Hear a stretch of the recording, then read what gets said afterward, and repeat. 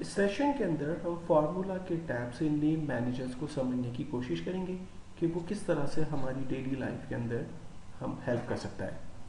मिसाल के तौर पर अगर मुझे सेल नंबर E3 पर इस सेल पर प्रोडक्ट ए और प्रोडक्ट बी को सम करना है तो नॉर्मली हम लोग कैसे करते हैं, हम करते हैं इक्वल्स टू वैल्यू 1 को सिलेक्ट करते हैं प्लस वैल्यू 2 को सिलेक्ट करते हैं, देन सिंपली इंटर कर देते हैं। ये एक मेथड हो सकता है। दूसरा तरीका हो सकता है कि equal to sum bracket open और आपने दोनों वैल्यूज़ को सेलेक्ट किया एंड देन एंटर। और भी बहुत सारे तरीके हैं, आपको पता है कि किस तरह से आप वैल्यूज़ को आपस में सम कर सकते हैं।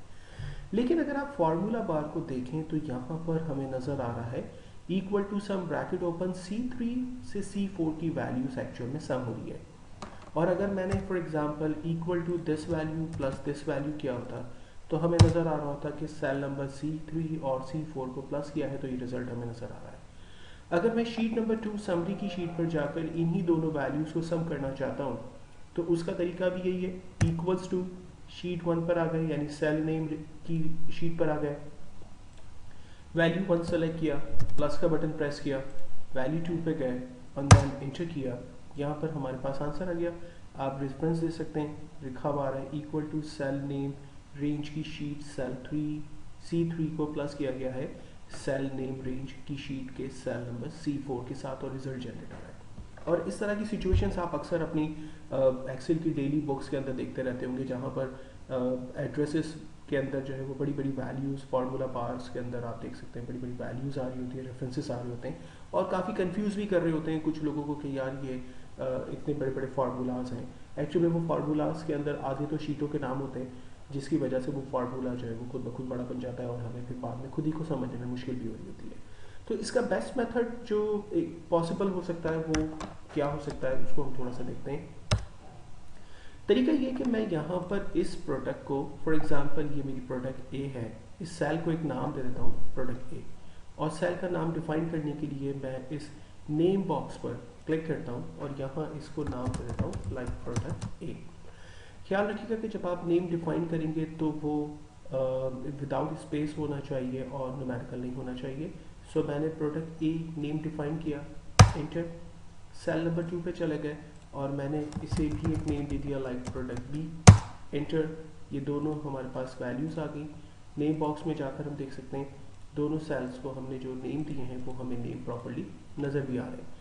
और अगर मैं अब कहीं भी खड़ा रहूँ, सेल पर नेम बॉक्स पे क्लिक करते हैं, यहाँ पर प्रोडक्ट ए पे क्लिक करते हैं, कर्सर डायरेक्टली प्रोडक्ट ए के रेफरेंस पे चला जाता है और प्रोडक्ट बी को सेलेक्ट करते हैं तो प्रोडक्ट बी की सेल को हाईलाइट कर देता है। अब इसको सम करने का आसान तरीका क्या हो सकता है, equal to for example sum bracket open, मैंने कहा प्रोडक्ट और प्रोडक्ट जैसे ही मैंने लिखा तो आप देखें जो मेरे डिफाइन किए हुए नेम्स हैं वो मुझे यहाँ पर नज़र आ रहे हैं। ये एक्सेल का फंक्शन है जबकि ये हमारे नेम मैनेजर्स हैं।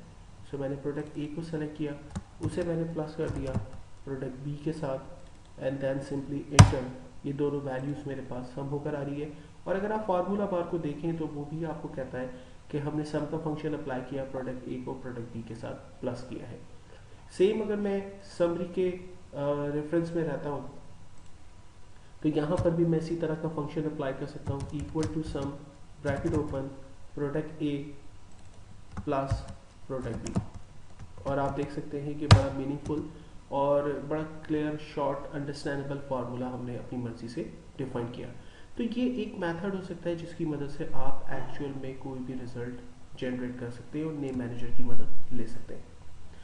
अब कुछ और एग्जांपल्स को देखते हैं। मिसाल के तौर पर यहाँ मेरे पास एक छोटी सी डेटाबेस है, एक डाटा सेट अवेलेबल है जिसमें डिफरेंट आईडीज़ हैं, नेम है, डिफरेंट डेट्स में डिफरेंट प्रोडक्ट्स डिफरेंट यूनिट और प्राइस के हिसाब से सेल की गई है और उसका टोटल डेटाबेस जो है वो मेरे पास यहाँ पर मौजूद है।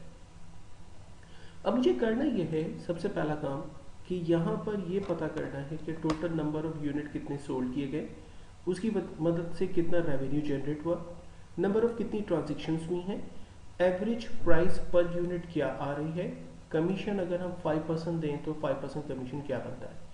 अब इसका नॉर्मल तरीका जो हम लोग आमतौर पे परफॉर्म करते हैं वो क्या हो सकता है, इक्वल टू, चूँकि टोटल यूनिट जो सोल्ड हुई वो देखने तो मैंने सम का फॉर्मूला लगा दिया, equal to sum bracket open और मैंने तमाम यूनिट्स को रेंज में लिया एंड देन इंटर। यहाँ पर मेरे पास आंसर आ गया कि टोटल यूनिट 250 सोल्ड में।